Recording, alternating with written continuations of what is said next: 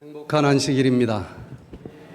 오늘 주의 성전 찾으신 모든 분들에게 하나님의 특별한 사랑과 은총이 충만히 임하기를 간절히 축원합니다. 4월 20일부터 한 주일 동안 온양교회에서 백투에덴 또 건강 전도회를 하기로 되어 있어서 오늘 여러분들에게 먼저 인사드리러 왔습니다. 온양교회에 와서 보니 따뜻한 사랑의 온기가 느껴지는 것 같은 행복한 안식일입니다. 시대가 흐르면 흐를수록 의학은 발달되지만 질병들은 더 적어질까요? 아니면 많아질까요?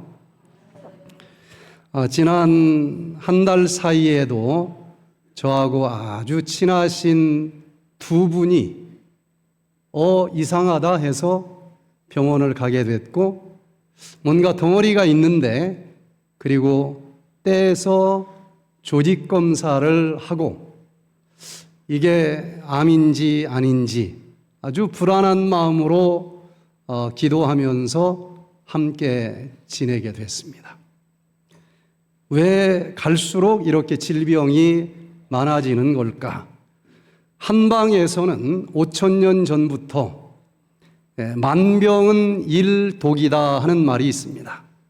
만 가지 질병이 있다 할지라도 그 모든 질병은 하나의 독소로 인해서 생긴다라고 얘기를 하고, 또 양방에서도 세계에서 제일 유명하다고 하는 미국의 의과대학 중에 하나인 존스 홉킨스 의과대학에서 이 세상에 떠돌아다니는 질병은 36,000종류나 있는데, 알고 보니 그 모든 질병도 결국은 활성산소와 같은 독소 때문에 생기는 것이다. 그런데 현대 의학은 그 증상들을 제거하는 방법들을 주로 쓰는데, 즉 대증요법을 많이 사용을 하는데, 아무리 질병의 싹을 증상을 잘라내도 그 원인인 뿌리가 살아있는 한은 끊임없이 재발하고 올라오는 것을 봅니다. 그러면 도대체 어떻게 이 질병들로부터 살아남아서 예수님께서 구름 타고 다시 오시는 그날 우리가 영과 혼과 이 몸이 흠없이 보존된 상태로 주님을 영접할 수 있을까?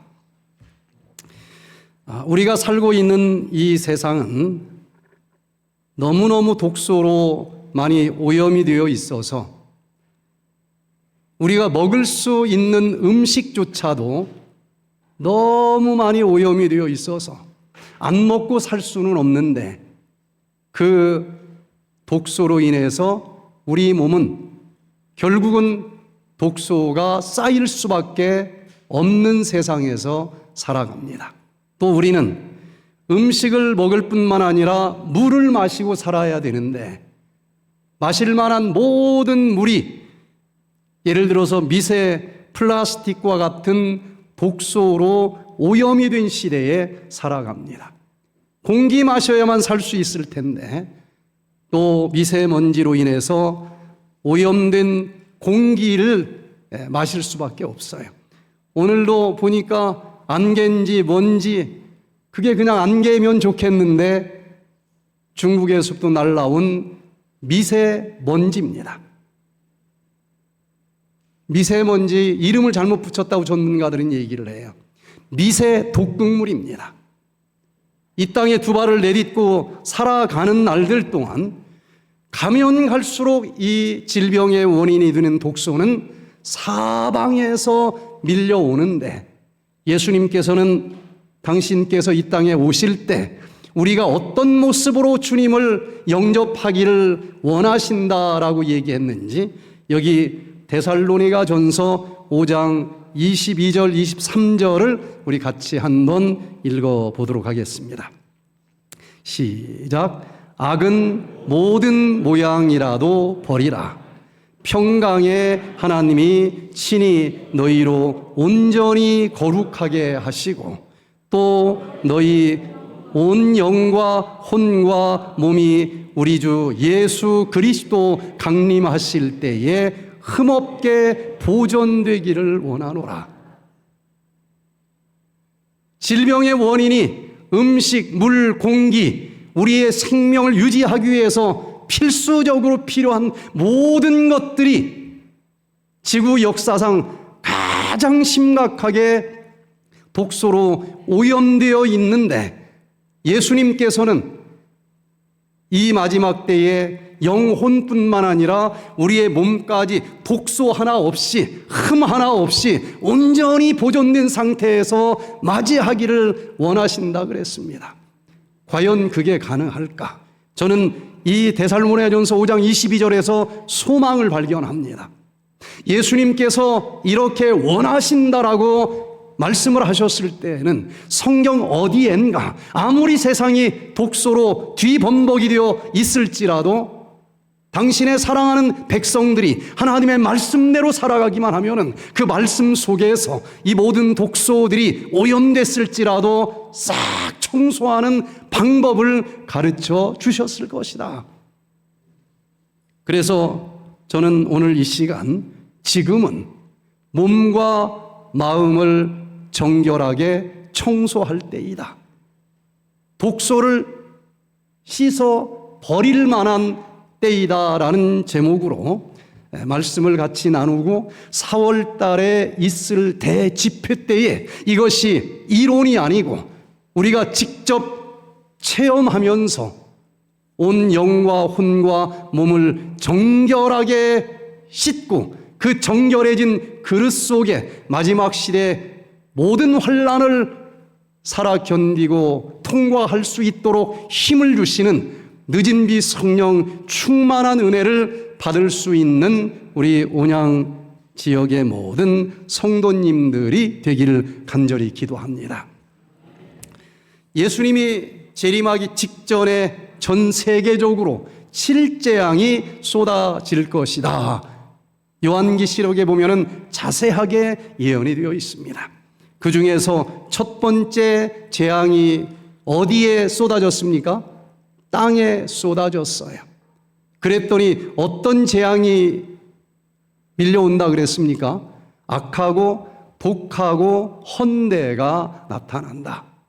이 땅에 첫 번째 대접이 쏟아졌을 때에 무슨 독소가 땅에 뿌려졌는지, 이 땅이 다 그 독소로 오염되어 있고, 그 땅의 뿌리를 받고 그 영양분을 빨아먹는 모든 곡식까지도 그 독소로 오염이 되고, 그 곡식과 풀을 뜯어먹은 고기들까지도 다 오염이 되어서 우리가 먹는 먹거리 전체가 다 오염될 수밖에 없는 시대가 올 것이고, 그것을 먹는 우리들도 온몸에 악하고 독하고 헌대, 악성 종양이나 또 악성 염증들이 밀려오는 재앙이 찾아온다는 것입니다.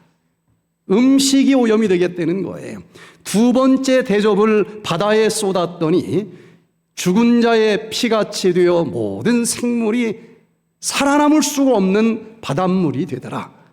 세 번째는 강과 물의 근원에 쏟았는데 그 역시 생명이 살 수 없을 정도로 물이 오염이 되어 피처럼 변했다는 것입니다.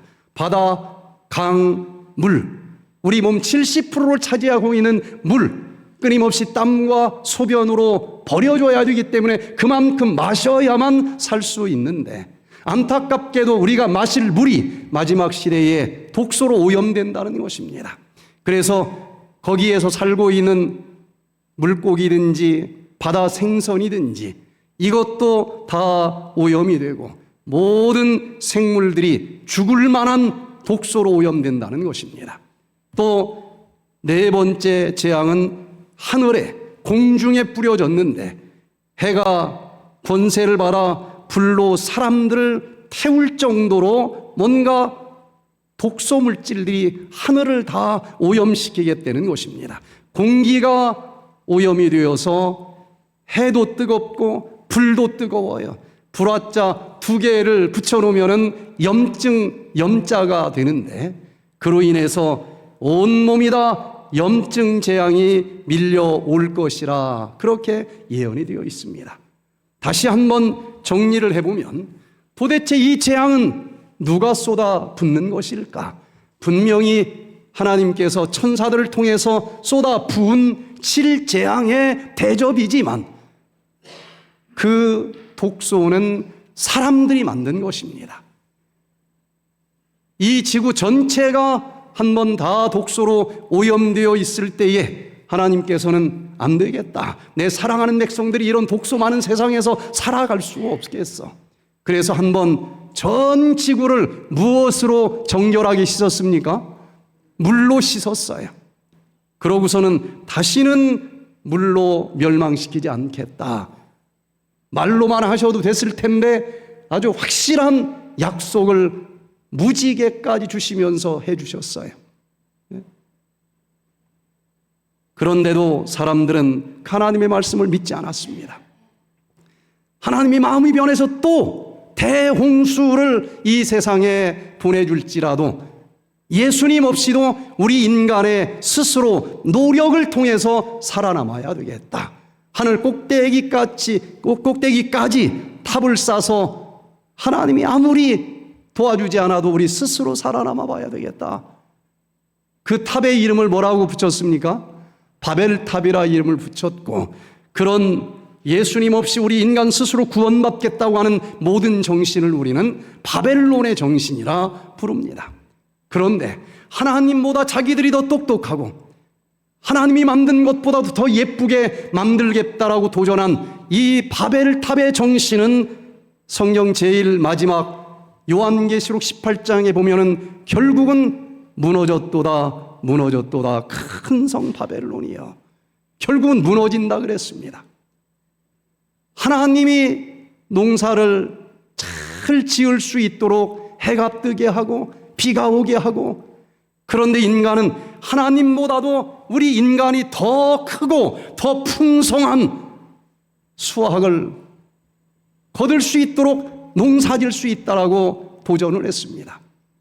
그렇게 하나님보다 더 큰 식물들을 만들어낼 수 있다라고 인간이 만들어낸 것이 농약인데, 결국은 그 바벨탑의 정신은 무너진다는 것입니다. 또 그 농약을 지금 마지막 시대가 돼서 다 분석을 해보니까 그 농약이 인류의 배고픔을 해결해 줄 수 있는 하나님보다 더 똑똑한 인간의 발명품인 줄 알았더니 그 속에 인간을 멸종시킬 수 있는 독소 중에서도 가장 무서운 환경 호르몬이 농약에 다 들어있다라고 하는 것이 밝혀지고 있고, 또 플라스틱, 하나님보다도 쉽게 더 아름답게 자유자재로 모든 걸 만들 수 있다라고 만들어낸 플라스틱. 그러나 알고 보니 그것이 결국은 미세 플라스틱이라고 하는 독소가 되어서 모든 물을 다 오염시켜 놓고 있고, 천사들보다 더 빨리 달려가고 날아갈 수 있다라고 만들어낸 모든 내연기관들, 귀에서 나오는 그 연기로 하늘이 다 미세먼지 독소로 가득 채워지게 됐습니다. 마지막 모든 의학적인 연구 결과들은 그게 인류를 행복하게 잘 살게 더 건강하고 행복하게 만들어줄 수 있는 최고의 발명품이라고 지금까지 알고 있었지만, 무너졌도다 큰 성 바벨론이요. 그것 때문에 결국은 수많은 질병들이 이 땅에, 바다에, 공중에 쏟아지면서 인간의 의술로 어찌할 수 없는 칠재앙의 질병들이 밀려온다는 것입니다. 그래서 농약을 분석해 보니 정말 무서운 환경 호르몬 독소가 가장 많이 들어있는 물질이었고, 플라스틱, 지금 그 많은 강, 바다를 가장 심각하게 오염시킨 독소는 미세 플라스틱이었고, 그리고 공기, 오늘 온양도 보니까 만만치 않네요. 보니까 이 미세먼지, 결국은 공장에서 자동차 또 매연 가스들로 이렇게 만들어진 것들입니다. 그래서 우리는 먹어야 되고 마셔야 되고 또 공기를 흡입해야만 예수님 오실 때까지 살 수 있는데, 그 모든 생명의 원동력이 되는 음식, 물, 공기가 다 오염되어 독소로 가득 찬 세상에서 살고 있습니다. 농약, 정말 얼마나 좋은 겁니까? 몇 배로 크게 만들 수도 있어요. 그런데 그 속에 알고 보니 환경 호르몬이라고 하는 독소가 들어있는데, 지금까지 환경 호르몬으로 밝혀진 것이 67종류인데 그 중에서 40종류가 농약에서 발견이 됩니다. 그까지 환경 호르몬이 있으면 어떨까? 환경 호르몬, 호르몬이라고 하는 것은 우리 몸에서 양은 정말 적은 양이지만 남자, 여자를 나눌 수 있는 그런 물질이고, 기쁨이냐, 막 화를 내느냐, 이 모든 것들이 이 정말 조그만 양의 호르몬들이 만들어내는 것입니다.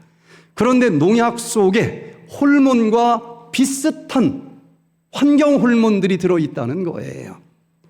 그래서 남자가 자꾸 여성 호르몬이 환경 호르몬으로 인해서 만들어지고 또 기능하면서 남자인데 자꾸 여자같이 살고 싶어지고 불임률이 높아지고 인류를 멸종시킬 수 있는 가장 무서운 독소 중에 하나가 환경 호르몬인데, 그게 축복의 선물인 줄 알았던 농약 속에 대부분 들어있다는 것이 만천하에 밝혀지고 있는 시대에 우리는 살아가고 있습니다. 이 환경 호르몬은 어떤 유기체, 생명체 몸속으로 들어가면은 나가지를 않아요. 축적이 됩니다. 공기 중에 떠다니던 그런 이 오염물질, 환경 호르몬 독소가 식물 속에 떨어지면 몇 개월 동안 나가지 않고 축적이 돼요. 그것을 송아지는 한 입에 뜯어 먹습니다. 송아지 몸속에 또 축적이 돼요. 식물보다 송아지 속에는 그 농도가 더 확대가 됩니다. 축적성, 확대성. 3년 동안 모아놓은 송아지 속에 있는 그 고농축 독극물을 표범은 한 입에 뜯어 먹어요.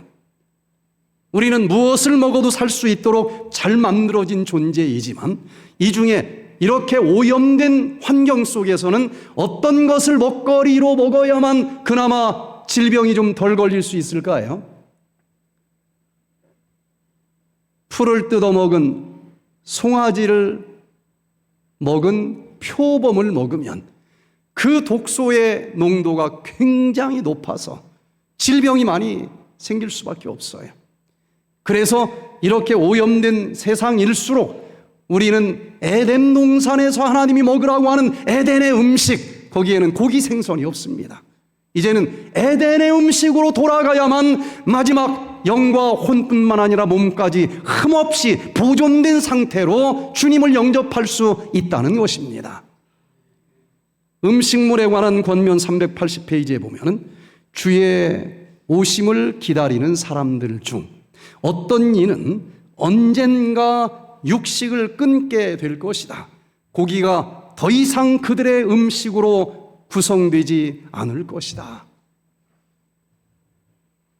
수많은 신앙을 가진 사람들 중에서 에덴의 음식이 얼마나 소중한지 빛을 받았다고 하는 남은 무리들까지도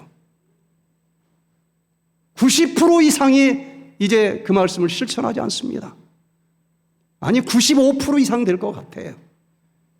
전 그것을 보면서 소망이 생깁니다. 아, 예수님이 오실 만한 때가 다 되었나 보다. 이제는 말씀을 펼치고 연구하는 사람들은 때가 된 것을 느낄 수 있을 만큼 터지기 직전의 징조들이 주변에서 보입니다. 이런 음식을 먹으면서 이 몸까지 흠없이 보존되어야만 되는데 살아남을 수가 없는 거예요. 특별히 플라스틱 문명이라고 할 수 있는 전 환경이다 마지막 시대 플라스틱으로 다 만들어져 있습니다. 쉽게 만들기 때문에 쉽게 버려요.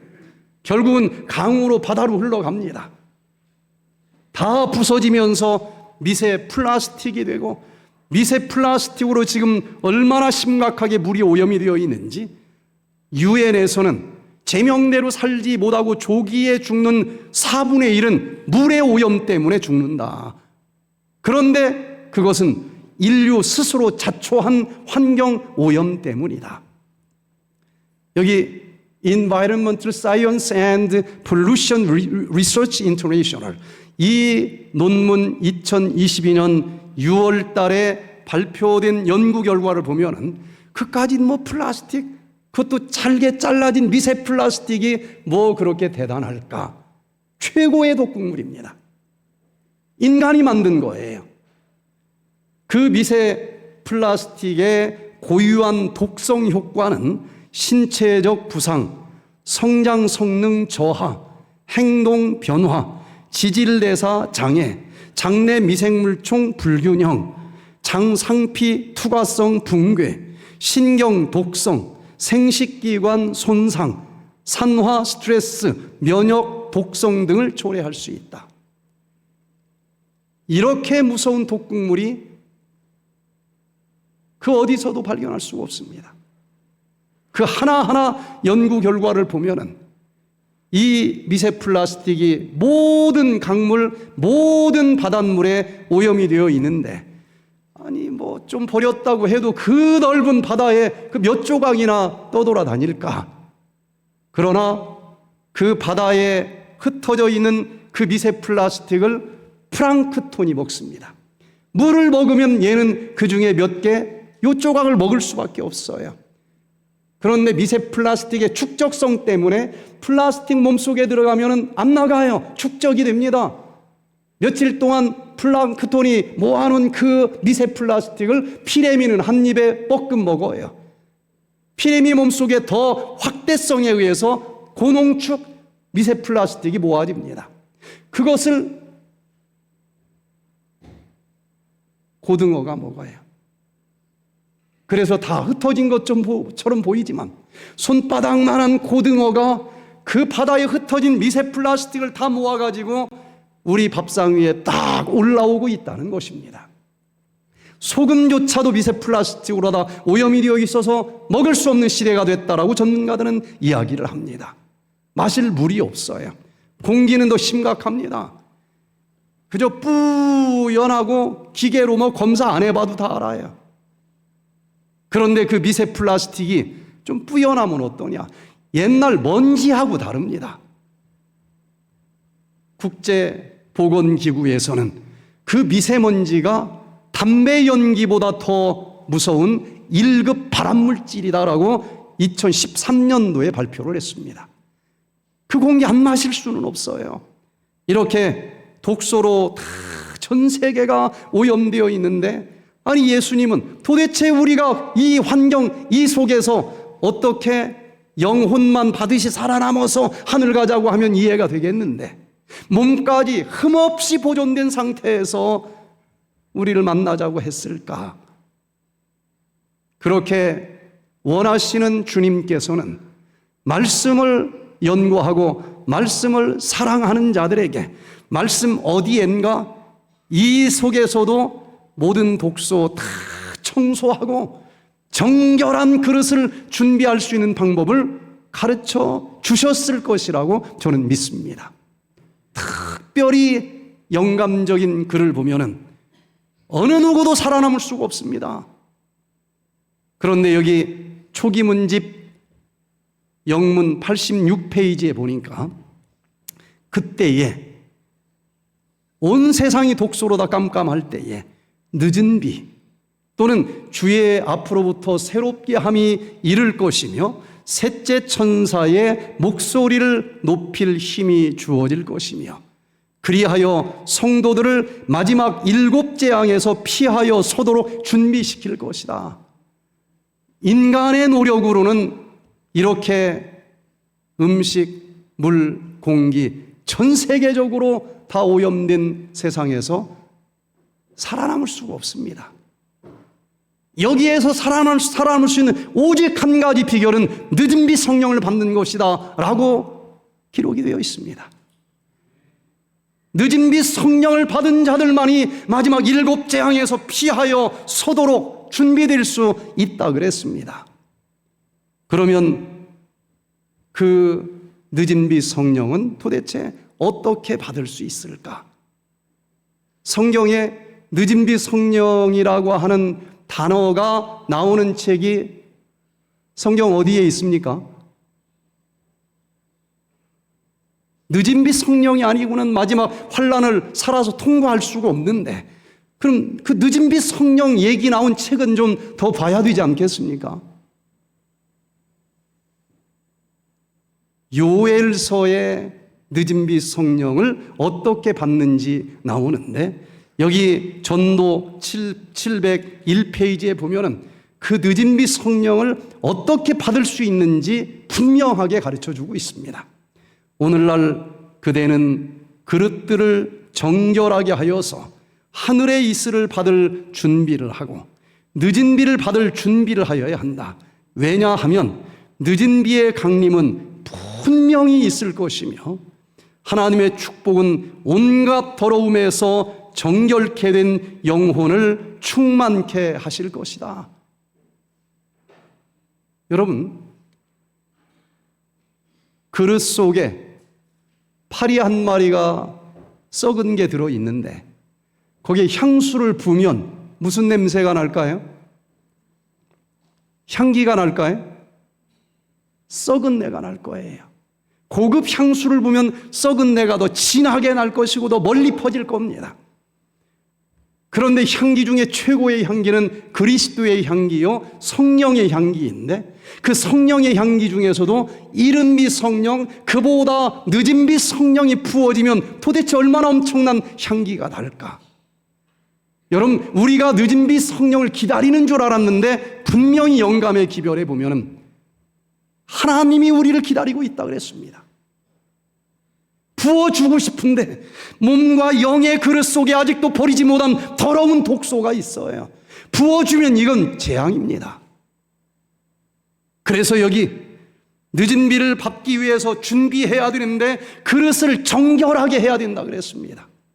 영적인 그릇, 육적인 그릇, 영적인 독소든 육적인 독소든 이것을 정결하게 다 디톡스할 때에 그 정결해진 그릇 속에 늦은 비를 부어주시고, 아무리 독소로 오염된 세상에서 살아간다 할지라도 그 성령의 은혜로 우리가 이 환난들을 살아서 통과하고 영과 혼과 몸이 살아서 주님을 흠없이 보존된 상태에서 영접할 수 있다는 것입니다. 그런데 어떻게 하면은 7재앙에서 살아남을 수 있도록 늦은 빛 성령을 받을 수 있을까? 지금부터 이미 2600년 전에 기록된 요엘서에 너무 분명하게 기록되어 있다는 사실을 알게 됐습니다. 요엘서 펼쳐보면은 시온에서 나팔을 불며 나의 성산에서 호각을 불어 이 땅 거민으로 다 떨게 할지니 이는 여호와의 날이 이르게 됨이니라. 여호와 예수님께서 이 땅에 오실 만한 날이 임박했다는 것입니다. 그런데 그때 상황은 어둡고 캄캄해요. 빽빽한 구름이 끼었습니다. 음식, 물, 공기 뿐만 아니라 이 마지막 시대 사람들의 마음까지도 캄캄합니다. 영육의 독소로 아주 캄캄해요. 살아남을 자가 한 명도 없을 것 같습니다. 그런데 그 다음을 읽어보면 누구든지 여호와의 이름을 부르는 자는 구원을 얻으리니 이는 나 여호와의 말대로 시온산과 예루살렘에서 피할 자가 있을 것이며 남은 자 중에 나 여호와의 부름을 받을 자가 있을 것임이라. 다 온 세상이 아프다고 소리 지르고 두려워 떠는데 기뻐할 자들이 있다는 거예요. 살아남을 자들이 있다는 것입니다. 여러분, 말씀 속에서 이 마지막 때 살아남을 수 있는 비결을 꼭 찾을 수 있게 되기를 바랍니다. 그들은 온 세상 사람들이 다 떨고 있지만 기뻐하며 즐거워한다 그랬어요. 그 이유는 인간의 노력, 인간의 지혜가 아니고 오직 하나 이른 비와 늦은 비 성령 때문이다라고 분명히 기록이 되어 있습니다. 그런데 그 이른 비, 늦은 비 성령을 받으면은 도대체 어떤 능력이 주어지길래 살아남을 수 있을까? 요엘서 2장 29절에 보니까 시온의 자녀들아 너희는 너희 하나님 여호와로 그때에 내가 또 내 신으로, 이건 무슨 신이에요? 고무신입니까? 스피릿, 성령입니다. 성령을 남종과 여종에게 부어줄 것인데 이른 비 늦은 비 성령이 임할 때에 이적이 일어나겠다 약속이 되어 있습니다. 저는 이 이적이 어떤 이적인지 굉장히 궁금했어요. 그런데 이른 비와 늦은 비가 전과 같을 것이다. 개인적인 이른 비, 늦은 비도 있고 역사적인 이른 비와 늦은 비도 있을 텐데 그 늦은 비는 이른 비가 내리는 것 같이 임한다 그랬으니까 역사적으로 이른 비 성령이 내릴 때에 어떤 분야에서 이적이 일어났는지를 확인할 수 있으면 마지막 시대의 환란을 통과할 수 있도록 부어주시겠다 약속한 늦은 비 성령이 내릴 때에 어떤 분야에서 이적이 일어날 것인지 해석을 할 수 있겠다 생각이 됐습니다. 사도행전 2장에서 그 이른 비 성령이 내릴 때에 과연 어떤 분야에서 이적이 일어났을까? 베드로가 11 사도와 같이 서서 소리를 높여 가로되 유대인들과 예루살렘에 사는 모든 사람들아 이 일을 너희로 알게 할 것이니 내 말에 귀를 기울이라. 때가 제 삼신이 너희 생각과 같이 이 사람들이 취한 것이 아니니라. 뭔가 사람들이 이상한 현상을 경험한 것입니다. 저 사람들이 쌀라쌀라 하는데 술이 취했나 취했나. 그런데 여기 사도행전에서는 분명히 이게 술 취한 게 아니고 요엘 선지자가 예언한 그 말씀의 성취다. 마지막 때 이른 비와 늦은 비 성령이 내린다 그랬는데 성령이 임한 거다라고 해석을 하고 있습니다. 그러면 기독교회가 씨앗이 뿌려지고 싹이 날 때 역사적인 이른 비 성령이 내릴 때였는데 이때 요엘서에서 약속한 그 이른 비 성령이 임할 때에 어떤 분야에서 이적이 일어났을까? 3장 6절 8절에 보니까 베드로가 가로되 은과 금은 내게 없거니와 내게 있는 곳으로 네게 주노니 나사렛 예수 그리스도의 이름으로 걸어라 하고 오른손을 잡아 일으키니 발과 발목이 곧 힘을 얻고 뛰어 서서 걸으며 그들과 함께 성전으로 들어가면서 걷기도 하고 뛰기도 하며 하나님을 찬미하니 의사도 아닌 베드로가 그저 고기 잡던 어부가 안진뱅이를 보면서 내가 은과 금 가진 것 없지만 예수 그리스도의 이름으로 명하노니 일어나 걸어라 했더니 그 안진뱅이가 벌떡벌떡 일어나 걷는 놀라운 치료의 이적이 일어난 것입니다. 그 이른 비 성령이 임했을 때에 이적이 일어나는데 아무리 읽어봐도 이것 외에 다른 데서 이적이라고 할 만한 것을 발견할 수가 없어요. 바로 이른 비 성령이 내릴 때에 치유의 이적이 일어났다는 것입니다.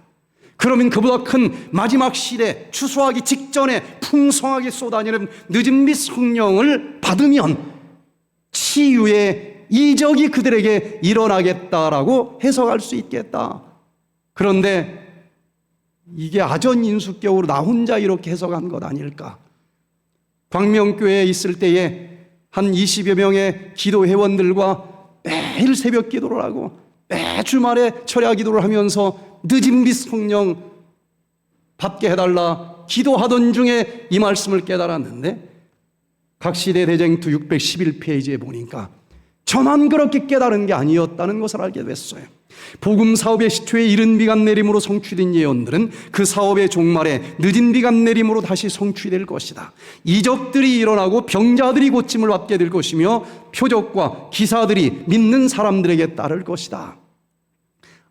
마지막 시대에 늦은 빛 성령을 받으면 치료의 이적이 일어난다는 얘기구나.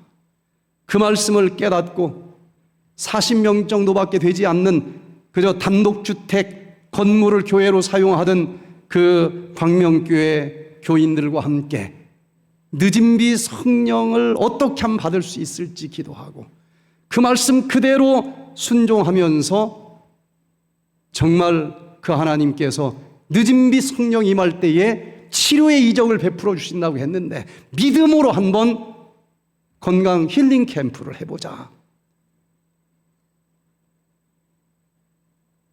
그리고 그 늦은 빛 성령을 어떻게 받을 수 있는지도 요엘서에 기록되어 있을 것이다 라고 믿으면서 읽어보니까 요엘서 2장 12절 13절에 그 늦은 빛 성령을 어떻게 준비하고 받을 수 있는지가 기록되어 있다는 것을 알게 됐습니다. 우리 같이 한번 읽어보겠습니다. 시작. 여호와의 말씀에 너희는 이제라도 금식하며 울며 애통하고 마음을 다하여 내게로 돌아오라 하셨나니 너희는 옷을 찢지 말고 마음을 찢고 너희 하나님 여호와께로 돌아올지어다. 에덴 동산에서 우리를 하나님께서는 당신의 형상대로 만드시고 영원히 함께 살기를 원했습니다.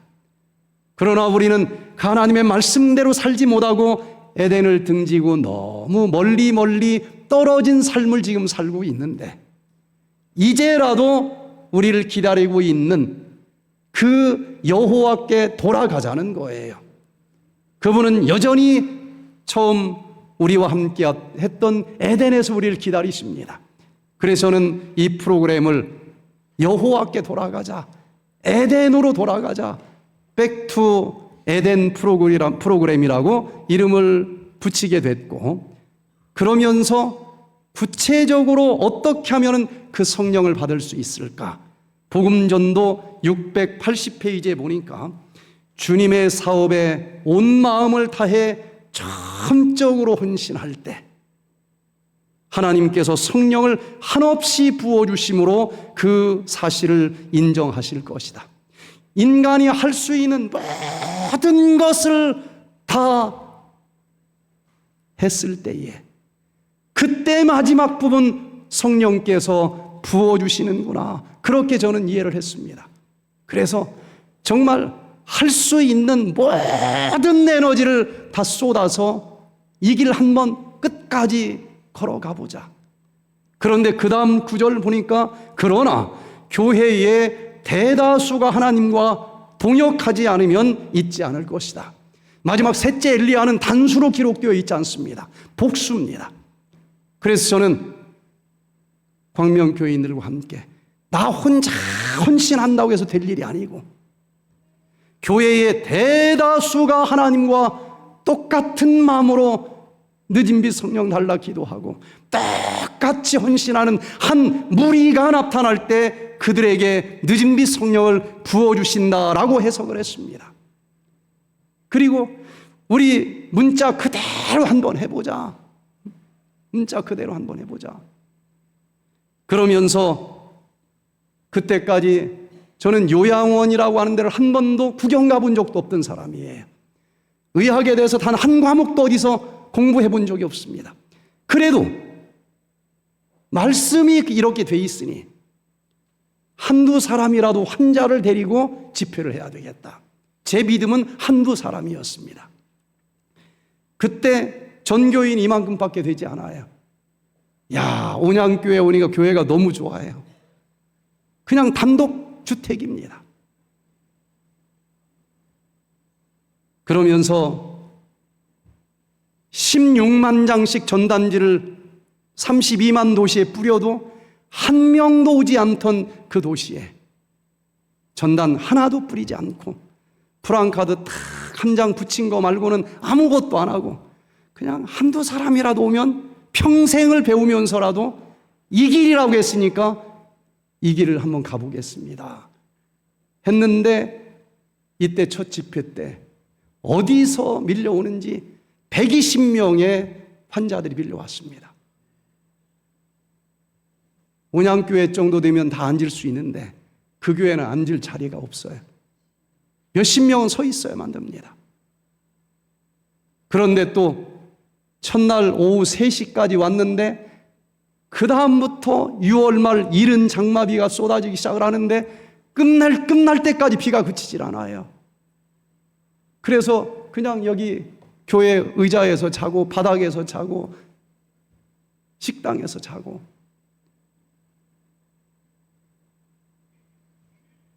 걷지 못하는 환자들이 여러 명 있었어요. 한두 사람 기대했는데 너무 중환자들이 많이 와서 제가 두려웠습니다. 첫날 마이크를 잡고 여러분 어떤 환자라고 오라고 하긴 했는데 전 치료하는 법을 하나도 모릅니다. 그랬더니 실망하는 빛이 역력해요.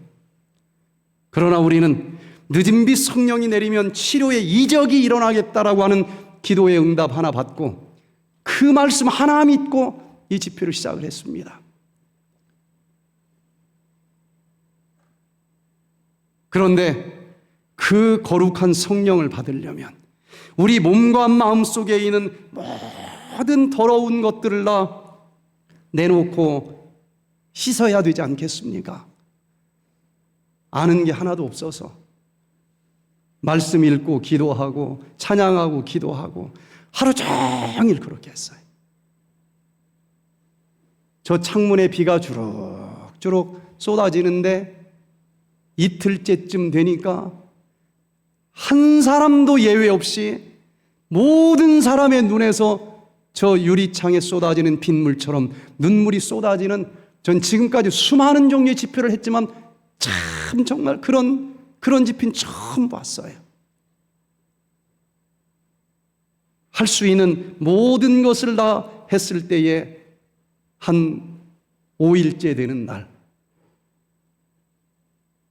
왼쪽 중풍이 와서 팔다리를 못 쓰고 누워있는 중에 또 오른쪽 팔다리로 중풍이 왔고 또 왼쪽으로 오고 3번이나 풍이 세게 와서 13년 동안 계속 누워있던 환자가 들꺼대 실려온 분이 있습니다.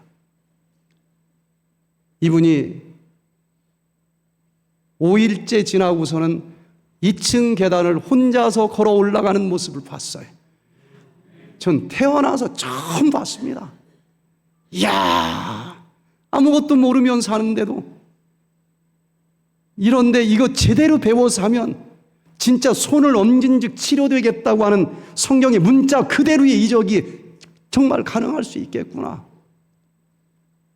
전 그때부터 치유 사역의 길을 걸어가게 됐고, 제 나름대로는 정말 다시 뛰라고 해도 그보다 더 뛸 수 있을까 할 정도로 최선을 다해서 가봅니다. 그때 10일 집회 끝난 다음에 마지막 날 순서는 9시부터 11시까지 이제 마지막 인사하고 헤어지는 순서예요. 점심이 없습니다, 개회에. 근데 이분들이 나와서 한 사람 한 사람, 나는 이 병이 있었는데 이게 나았습니다. 나는 저 병이 나았습니다. 점심도 굶고 오후 4시까지 이어지는데 치료가 안 된 병이 없고 사도행전에 나오는 그 문자 그대로의 모습이 거기서 펼쳐지는 것을 보고 그 간증이 녹음이 됐고 하나가 흘러 수목원 영락교회 기도원 원장님한테 전달이 됐어요. 전화가 왔습니다. 이게 진짜입니까? 환자들이 뭐 거짓말 하겠습니까? 우리가 원래 돈 받고 빌려주는데 공짜로 빌려줄 테니까 환자들 모집해서 여기 와서 내가 보는 데서 진짜인지 가짜인지 한번 해줄 수 있습니까? 100여 명 모집해가지고 갔습니다. 걷지 못하던 지팡이 잡고 걸어다니는 중풍병자가 그 중에 10명이 있었는데 그 원장님이 그 지팡이를 주워가지고 자기 침대 위에다가 걸어놓고 좋아하는 거예요. 마지막 날 저를 찾아와서 나 이런 하나님 믿어야 되겠습니다. 침례 좀 다시 받게 좀 해주세요. 제가 주는 것보다는 연합회장님이 좀 주시는 게 좋을 것 같아 전화를 했습니다. 아주 기쁘게 오셔서 침례를 줬고 영락교회 기도원이 갑자기 안식일교회 기도원이 됐어요. 그분이 저한테 이걸 기증을 저한테 한다고 그래서 난 아무것도 배운 것도 없고 그냥 말씀대로 했더니 이런 일이 일어났다. 근데 이 엄청난 재산이 내 것이 되면 내가 또 시간 지나면서 마음이 변해서 욕심이 생길지도 모르고 이건 오직 성령께서 주신 선물인데 그럼 이게 나한테 떠나갈까 두려워서 난 못 받겠다. 정 기증하고 싶으면 연합회에다 기증을 해라. 근데 기증을 잘 안 해요. 몇 개월 지나고 거의 죽기 직전에 중환자실에서 이분이 기증하겠습니다 해가지고 기증이 돼서 한국 최초의 연합회 최초의 강릉 내 백퇴된 힐링센터가 태어나게 됐고 그때부터 성령께서 제 머리채를 잡고 막 급한 지어 계속 끌고 다니는 것 같은 느낌이 들었어요. 덕유산 백퇴된 요양원, 여수 요양병원, 에덴 노인 전문 요양센터, 에덴 요양병원 어디 모델도 없을 때예요.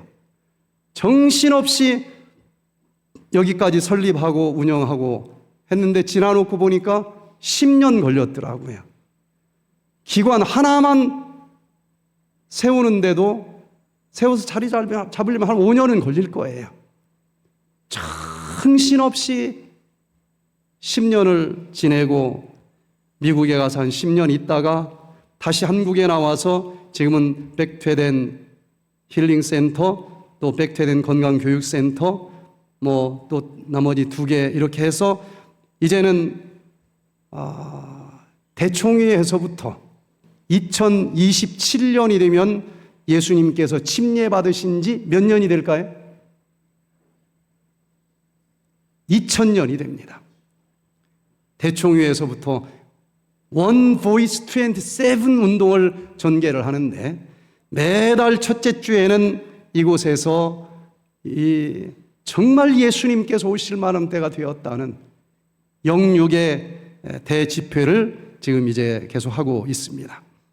특별히 그 늦은 빛 성령을 받기 위해서 영적으로 육적으로 모든 독소를 다 청소해서 버리고 그것을 영어로는 디톡스라고 얘기를 합니다. 그렇게 정결한 그릇이 준비가 되면은 늦은 빛 성령을 틀림없이 내려주실 것이다. 이 가룟부분 기별 1권 190페이지에 있는 말씀을 읽고 다시 읽어보니까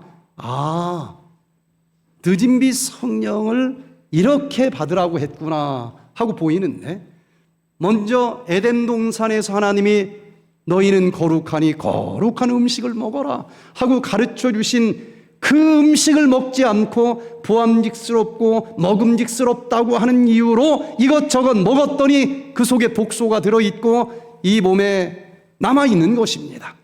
그 육적인 독소도 청소해야 몸도 흠없이 보존될 수 있을 것이고 하나님의 말씀만 먹었어야 되는데 사단의 말을 먹으면서 영적으로 더러워진 것도 다 청소해야만 늦은 빛 성령이 내릴 텐데 요엘서 2장 12절을 다시 보니까 그 2가지를 청소할 수 있는 방법이 구체적으로 기록이 되어 있고 현대의학도 이것 외에는 방법이 없다라고 발표들을 합니다. 잘못 먹어서 축적된 육적인 독소는 그거 안 먹어야 된다는 거예요. 금식하면서 돌아가자 그랬습니다. 영적으로 쌓인 영적인 죄악은 회개의 눈물로 쏟아내는 것 외에는 답이 없다고 기록이 되어 있어요. 그래서 금식하면서 여호와께 돌아가자라고 하는 말이 무슨 말일까? 일본의 오스미 요시노리 교수가 40년 동안 이것만 연구를 해서 뭔가 잘못 먹어서 이 몸에 쌓인 독소를 청소하는 비결을 발견해서 2016년도에 노벨 생리의학상까지 받았어요. 의학적으로 잘못 먹어서 쌓인 독소를 깨끗이 청소하는 비결은 오토파지밖에 없다는 겁니다. 오토, 스스로, 파지, 먹다. 우리 세포를 먹는 친구들이 많아요. 곰팡이가 와서도 먹고, 박테리아가 와서도 먹고, 바이러스가 와서도 뜯어먹고, 그러면 얘들은 뭐 이것저것 무조건 다 뜯어먹고 염증을 만들고 병을 생기게 합니다. 그런데 요시노리 교수는 그런 거 말고 내 세포를 먹는 친구가 또 있다는 거예요. 오토파지. 내 스스로 내 걸 먹어요. 그런데 얘는 내 몸에 해로운 쓰레기, 독소, 염증, 암세포 같은 것만 뜯어 먹고 내 몸에 이로운 것은 하나도 건들지 않는다는 사실을 알게 됐어요. 그래서 야, 이거 잘하면은 질병을 치료하는 새로운 치료법이 되겠다. 그래서 공과대 교수인데도 불구하고 의사들이 그렇게 받기를 원하는 최고의 상 노벨 생리의학상을 받게 되면서 뒤늦게 의사들이 이게 진짜인지 실험을 해보니까 잘못 먹어서 쌓인 독소 때문에 모든 질병이 생기는데 그것을 청소하는 비결은 오토파지 스위치 키는 방법밖에 없다. Nature Reviews Molecular Cell Biology, 이 논문 2014년 2월 달에 발표된 것을 보니까 그 자동 청소기 얘를 스위치를 켜주기만 하면은 질병을 만드는 여러 가지 염증, 쓰레기, 독소를 싹 모아서 에너지로 태워준다는 거예요. 요시노리 교수가 어떻게 하면 그 오토파지 스위치가 켜지는지를 발견을 해서 노벨상을 받았는데 원리는 간단합니다. 예를 들어서 하루에 2000kcal 쓰는데 하루에 한 500kcal만 먹어요. 500kcal 먹고 2000을 쓰니까 얼마가 부족하죠? 1500이 부족해요. 그러면 세포마다 오토파지 메커니즘이 있는데 이 자동 청소기가 어떻게 500 먹고 2000을 쓰느냐? 앉아서 죽을 수는 없다. 그때 오토파지 자동 청소기 스위치가 켜진다는 것을 알게 된 거예요. 그러면 쓸데없는 것들만 염증, 독소, 암세포를 다 모아가지고 이것을 에너지로 쓴다는 겁니다. 구체적인 메커니즘이 다 밝혀졌기 때문에 노벨상까지 받은 거예요. 백투 에덴에서는 이렇게 최첨단 독소 청소하는 오토파지 식사를 하면서 여러 가지 병원을 찾아다녀도 치료가 잘 되지 않는 암, 고혈압, 당뇨병, 파킨슨, 알츠하이머, 관절염, 아토피, 어떤 종류의 질병이라도 결국은 독소 때문에 생기는 거예요. 오토파지, 이것을 이제 잘 이 식사를 하면서 우리 몸을 질병의 원인인 독소를 다 청소를 해주면은 저절로 질병이 치료될 수 있다는 거예요. 자, 그래서 학자들은 주로 동물 실험을 하면서 이게 효과가 있다라고 발표를 했습니다. 그러면 사람도 똑같겠지 하고 사람에게 500kcal만 먹였더니 어떤 문제가 생길까요? 배고파 죽겠다는 겁니다. 아무리 치료돼도 안 하려고 그래요. 그래서 미국의 닥터 딜 롱고 박사님이 그러면 오토파지 스위치는 켜지는데 배가 너무 고프지 않을 수 있는 방법을 좀 찾아보자. 그래서 2016년 6월 7일자로 셀 리포트 이 논문에 그냥 무조건 물만 먹고 하는 것은 너무 힘들어서 못하니까 뭘 먹기는 먹는데 칼로리로는 한 500kcal 먹어도 영양소는 아주 골고루 들어있는 음식을 먹으면서 이름을 패스팅 미미킹 다이어트라고 이름을 붙였어요. 패스팅, 금식하는, 미미킹, 흉내내는 다이어트. 아무것도 안 먹는 금식은 아닙니다. 뭔가를 먹기는 먹어요. 그러니까 거의 금식 비슷한 식사를 하는데 놀랍게 배가 고프지 않아요. 그런데 오토파지 스위치는 켜져요. 그래서 질병이 치료될 수 있는 이 방법을 연구해서 세계적으로 많은 의사들이 이것을 가지고 암도 치료하고 막 합니다. 그래서 디 롱고 박사님이 개발한 이 식사를 구입해 가지고 우리가 좀 하려고 했더니 너무 비싸요. 그래서 제가 한방에서 한방 식이요법학으로 석사 박사 공부를 했고 또 연세대학에서는 어떤 영양이 있는 음식을 먹으면 어떤 질병이 치료되는지 역학으로 또 석사 박사 또 천연치료 석사 박사 공부한 것을 바탕으로 그래도 음식은 한식이 최고인데 그래서 이것보다 더 효과가 있는 이 한식 재료만 가지고 이것을 이제 만들어서 4월 달에 이걸 먹으면서 할 거예요. 별로 배가 고프지 않습니다.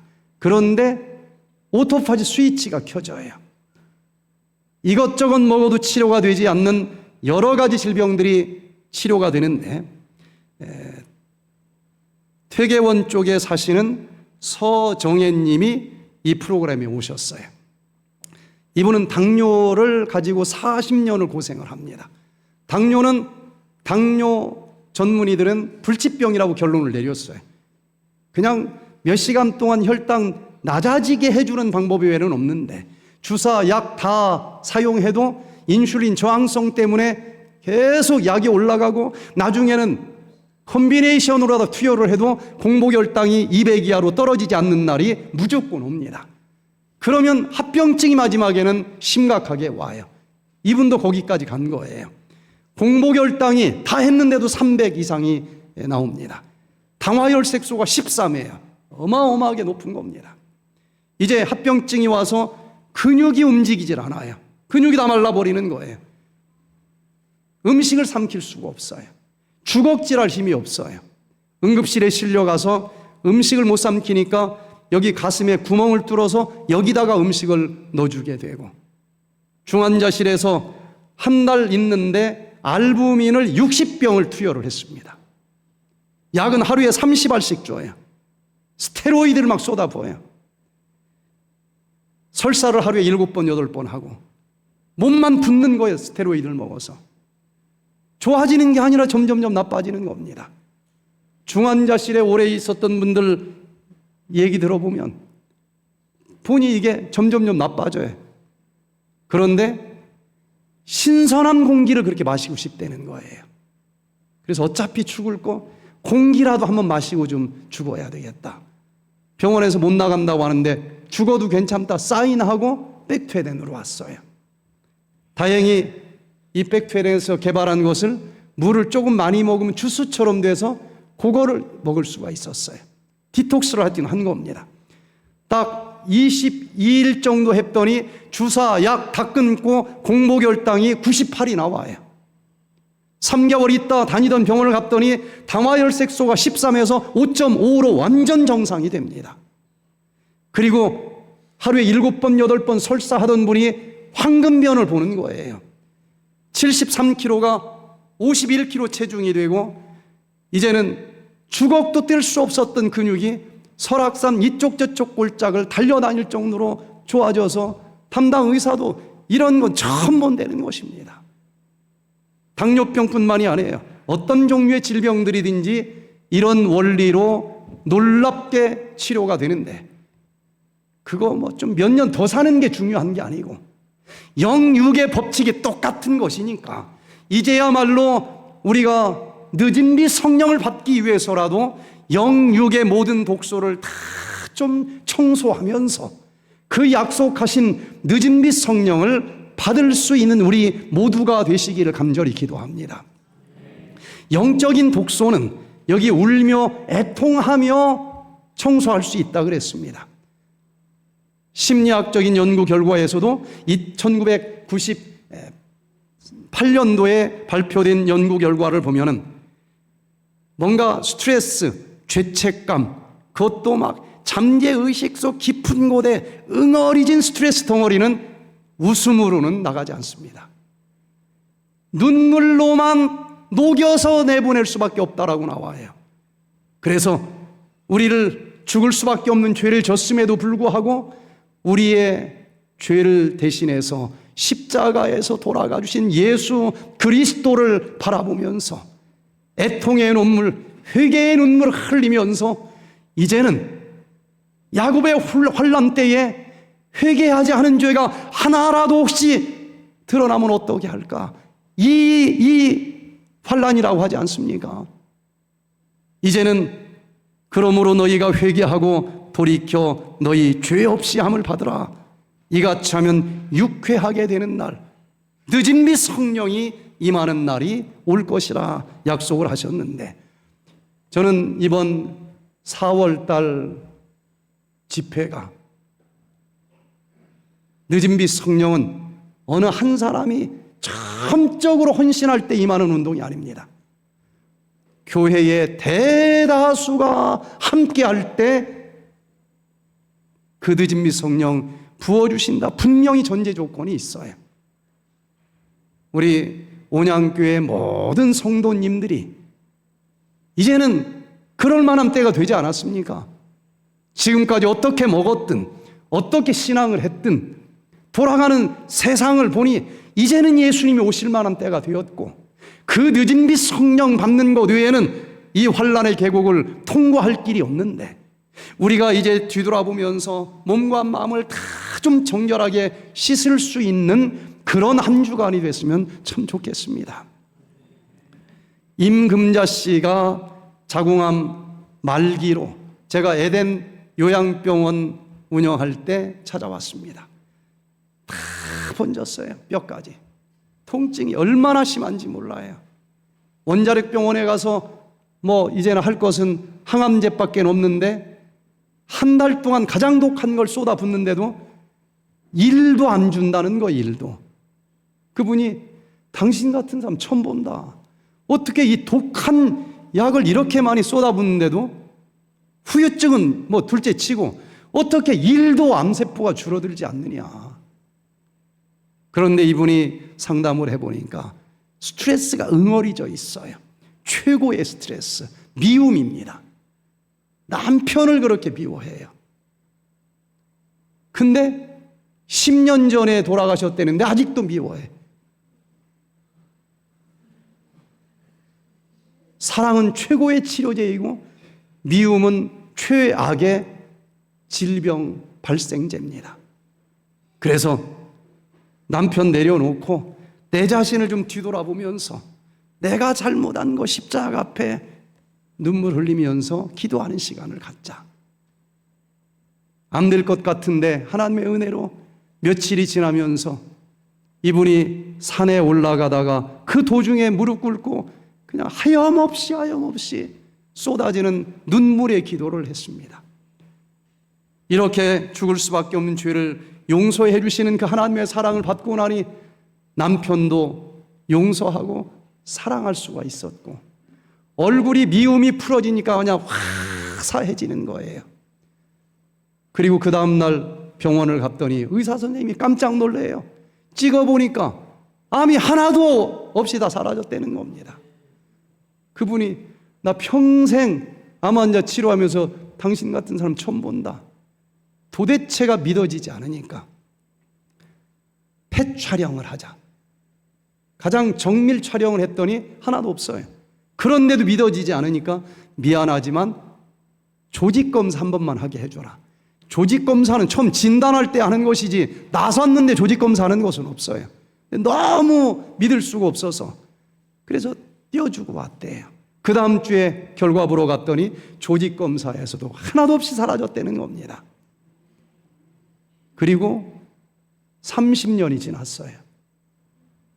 제가 설악산에서 이 강의를 하는 중에 이분 사진을 놓고 얘기를 했더니 철원에서 오신 우리 장로님 부부가 그 사람 30년 전에 자기가 보냈대, 에덴병원으로. 자기 친척이래요.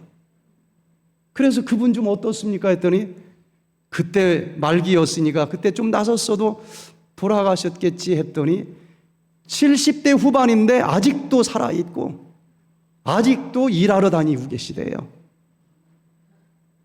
여러분, 우리 남은 무리에게 주신 하나님의 이 건강기별이 이게 보통 기별이 아닙니다. 내가 온몸으로 경험하고 그리고 내가 아는 모든 사람들에게 이걸 전할 수만 있다고 하면은 지금은 영혼 구원을 위한 최고의 황금기라고 저는 생각을 합니다. 악은 모든 모양이라도 버리라. 평강의 하나님이 친히 너희로 온전히 거룩하게 하시고 또 너희 온 영과 혼과 몸이 우리 주 예수 그리스도 강림하실 때에 흠없게 보존되기를 원하노라. 4월달 힐링 캠프가 지금부터 기도하면서 정말 늦은 빛 성령을 받기 위한 그런 기도의 시간들이 되기를 간절히 바라면서 오늘 말씀을 마치겠습니다. 저희들을 지극히 사랑하시는 하늘에 계신 아버지 하나님, 이제